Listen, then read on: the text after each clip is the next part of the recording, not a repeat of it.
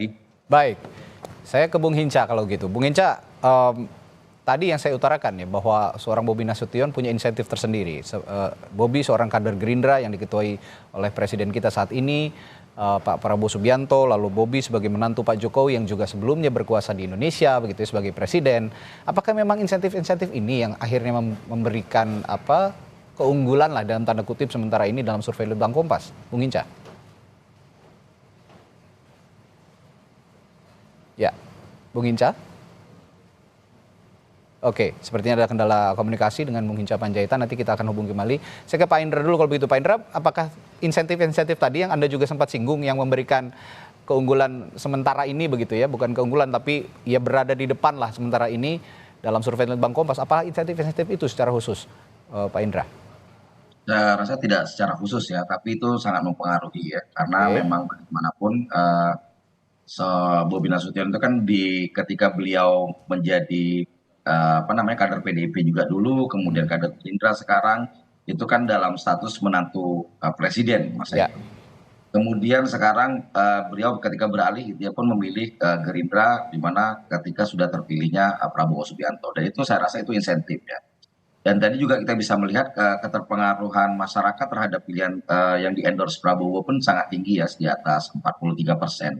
Jadi ini menunjukkan bahwa pilihan masyarakat ini juga mungkin tergambar di Pilpres yang lalu, bahwa apa pilihan mereka ketika memilih Prabowo Gibran itu kemungkinan akan kembali memilih pasangan Bobi dan Surya.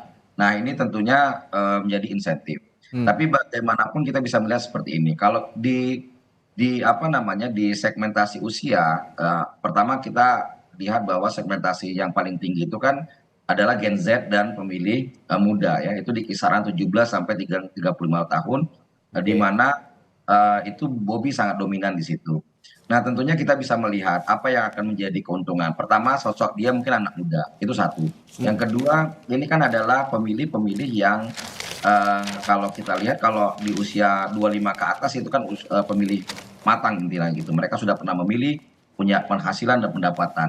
Kenapa mungkin Bobi punya keuntungan di anak-anak muda? Karena di Gen Z terutama itu karena faktor kepercayaan masyarakat terkait dengan kerja ya, pembukaan lapangan kerja dan lain sebagainya. Karena kan kita lihat bahwa ini karena anak muda, kemudian anak muda nih merasa mereka punya motivasi terkait dengan keterpilihan anak muda. Jadi Gen Z ini kan di usia-usia 24 tahun, dan kalau kita baca statistik Gen Z juga termasuk pengangguran yang cukup tinggi.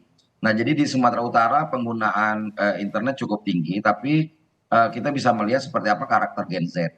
Nah, mereka terpengaruh oleh apa? Mereka kan instan nih, cukup ya, instan.